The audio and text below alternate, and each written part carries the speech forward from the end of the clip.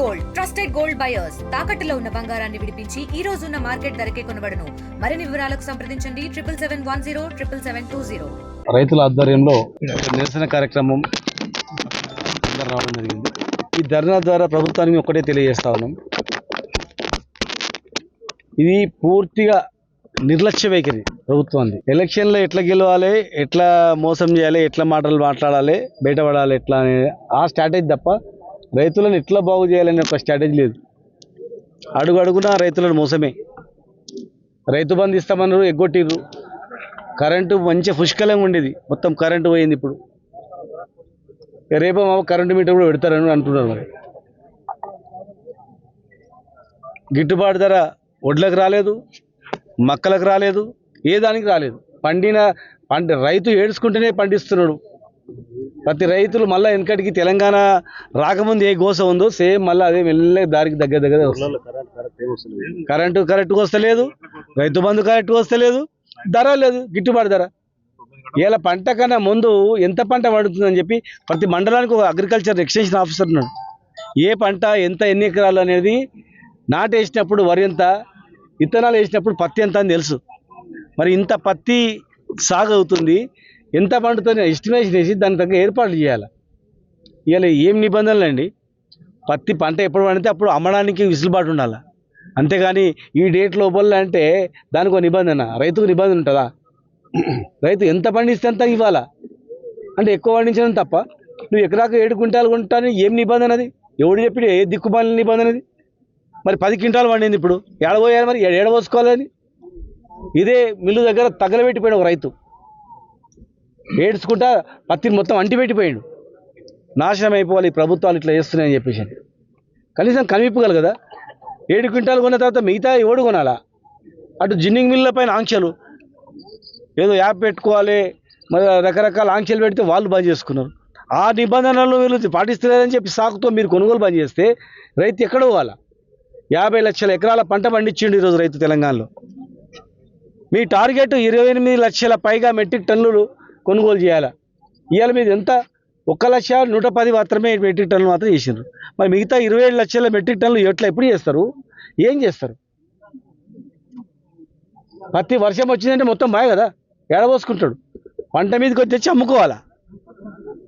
మీరు రకరకాల నిబంధనలు పెట్టి రాష్ట్రం మీద కేంద్రం రాష్ట్రం మీద ఇద్దరు కలిసి పదురుకొని రైతులను అన్యాయం చేస్తామంటే మాత్రం ఊరుకోం. కేసీఆర్ గారు మాత్రం ఊరుకోడు. మాది రైతు బేస్డ్ ప్రభుత్వం, రైతులే మాకు ముఖ్యం, రైతులే మాకు ప్రాణం. తెలంగాణ వస్తే ఏందనేది 1 కోటి ఎకరాల మాగాన్ని చేస్తాం, అంతకన్నా ఎక్కువ చేస్తామని చెప్పింది తెలంగాణ వచ్చిన తర్వాతనే. కల్లకుర్తి లిఫ్ట్ ఇరిగేషన్ అని ఉట్టి పేరు పెట్టిండ్రు. మాజీ మంత్రివర్యులు శ్రీనివాస్ గౌడ్ గారు రైతుల పక్షాన ఈరోజు కల్వకుర్తి నియోజకవర్గానికి మరి పత్తి కొనుగోలు కేంద్రానికి జిన్నింగ్ మిల్ దగ్గరికి పరిశీలించడానికి రావడం జరిగింది. వారు వచ్చిన సందర్భంగా మా నాయకులు, మా కార్యకర్తలు, కల్వకుర్తికి సంబంధించినటువంటి రైతాంగం మొత్తం కూడా స్పందించి స్వచ్ఛందంగా రావడం జరిగింది. ఈరోజు ఈ జిన్నింగ్ మిల్లో పరిశీలిస్తే మరి రైతులు ఎంత ఆవేదన, ఎంత బాధ చెందుతున్నారో అర్థమవుతుంది. ఈ కేంద్ర రాష్ట్ర ప్రభుత్వాలు విధించినటువంటి ఏవైతే నిబంధనలు ఉన్నాయో రైతును పూర్తిగా కడుపు కొట్టే విధంగా, ఆ విధంగా రైతు నష్టపోయే విధంగా ఈ నిబంధనలు మొత్తం కూడా పెట్టి ఈరోజు రైతుకు ఊహించని విధంగా నష్టం కలుగజేయడం జరుగుతుందనే విషయాన్ని ఈ సందర్భంగా తెలియజేస్తూ ఉన్నాను.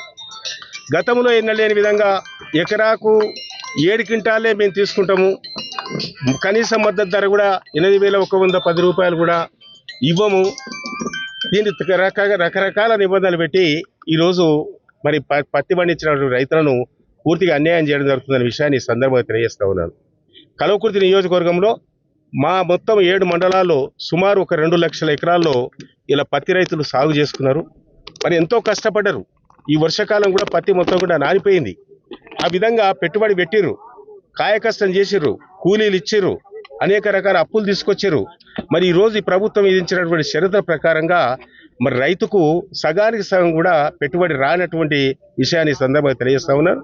ఈ విధంగా రైతులు మొత్తం కూడా ఆవేదనతోటి, బాధతోటి చేసినటువంటి అప్పులు తీర్చలేక ఆ విధంగా ఆత్మహత్యలు కూడా చేసుకునేటువంటి పరిస్థితులు ఈ రాష్ట్ర కేంద్ర ప్రభుత్వాలు ఏర్పాటు చేసినాయి.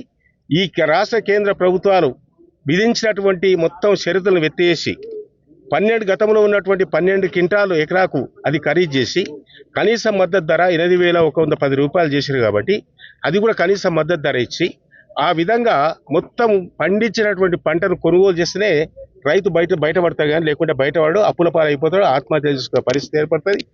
కాబట్టి దయచేసి మేము డిమాండ్ చేస్తూ ఉన్నాం ఈ రాష్ట్ర ప్రభుత్వాన్ని కూడా, మీరు వెంటనే కేంద్ర ప్రభుత్వం దగ్గరికి డెలిగేషన్ పంపిస్తారా, ముఖ్యమంత్రి పోతాడా, మంత్రుల కమిటీ పోతుందా, వెంటనే తెలంగాణలో ఉన్నటువంటి మొత్తం పండించినటువంటి పత్తిని మొత్తం కూడా కొనుగోలు చేసి ఆ విధంగా రైతులకు న్యాయం చేయాలి, వారికి గిట్టుబాటు ధర కల్పించాలి, పండించినటువంటి పత్తిని మొత్తం కూడా తీసుకోవాలి. అదేవిధంగా మక్కలు కూడా కొనుగోలు కేంద్రాలు ఏర్పాటు చేశారు, కానీ మక్కలు కూడా కనీస మద్దతు ధర లేవు. గతంలో 3,000 ఉంటే 1,700 రూపాయలు ఇస్తున్నారు, ఆ డబ్బులు కూడా పడతలేవు. మరి ఒడ్లు కూడా ఈరోజు 80 లక్షల మెట్రిక్ టన్నుల ఒడ్లు కొనుగోలు చేస్తామని చెప్పారు. ఇంతవరకు ప్రొక్యూర్మెంట్ సెంటర్స్ పెట్టలే, ఒడ్ల కొనుగోలు కేంద్రాలు పెట్టలేదు. ఆ విధంగా ఒడ్లు పండించినటువంటి రైతులకు కూడా, ప్యాడీ రైతులకు కూడా అన్యాయం చేస్తారు. కాబట్టి రైతాంగం మొత్తం కూడా నష్టపోయింది. తెలంగాణ రాష్ట్రంలో ఈ 2 సంవత్సరాల కాలంలో ఈ కాంగ్రెస్ ప్రభుత్వం వచ్చిన తర్వాత రైతులు మొత్తం కూడా అన్నమో రామచంద్ర అనే ఆకాశం వైపు చూసేటువంటి పరిస్థితి ఈ ప్రభుత్వం ఏర్పాటు చేసింది.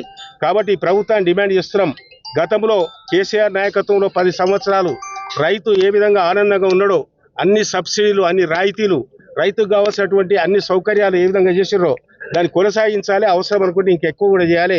ఆ విధంగా రైతులు ఆదుకోవాలని డిమాండ్ చేస్తా ఉన్నాం. చరిత్ర సృష్టించినోడు ఇప్పుడు ఆ చరిత్రని తిరగరాయబోతున్నాడు. అబద్ధాల గోడల్ని బద్దల కొట్టి నిజాలను రాగా మీ ముందుంచబోతున్నాడు.